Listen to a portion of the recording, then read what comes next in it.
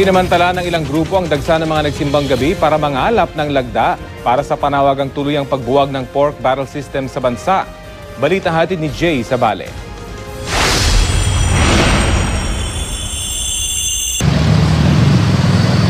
Nag-set up ng tent na dinisenyuhan ng Christmas lights at parol ang grupo ng People's Alliance Against Pork Barrel sa labas ng Quiapo Church. Umaasa silang makakakalap ng 6 na milyong pirma na kumakatawan sa 10% ng kabuuang voting population para umano mapilitan ng COMELEC na magdaos ng referendum para tuluyang ma-abolish ang pork barrel. Napili po natin itong Quiapo Church dahil alam po naman nating lahat na napakarami ng mga kababayan na sumisimba rito at hindi lang marami kundi sila ay galing sa iba't ibang bahagi ng ating bansa. Kaya isa siyang strategic place para sa pagpapapirma.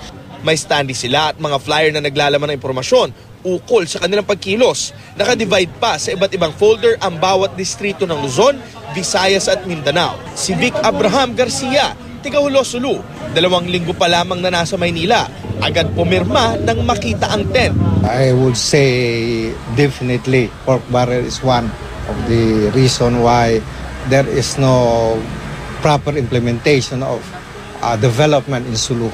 Si Ignacio Pihoy, tubong Samar at isa rin sa mga pumirma. Ayaw ko na may magnanakaw pa sa gobyerno. Sana naman tuloy-tuloy na ito.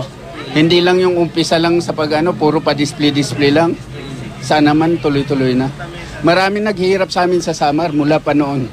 Ang daming yumamang politiko. Nagsimba rin ang grupo ng United Philippines Against Corruption o UPAC. Suot ang kanilang statement shirt na "Huwag kang magnakaw", Exodus 2015. Tamang-tama raw ang kanilang statement shirt na "Huwag kang magnakaw" sa pagpasok ng Pasko dahil kasama raw ito sa 10 kautusan ng Diyos o 10 Commandments. Pumunta kami rito ngayon sa Quiapo para sa unang simbang gabi para hindi lang para basta simulan yung pagdiriwang para sa darating na Kapaskuhan, kundi para ipagdasal din yung mga politiko na patuloy na ninanakaw yung pera ng bayan. Jay Sabale, GMA News.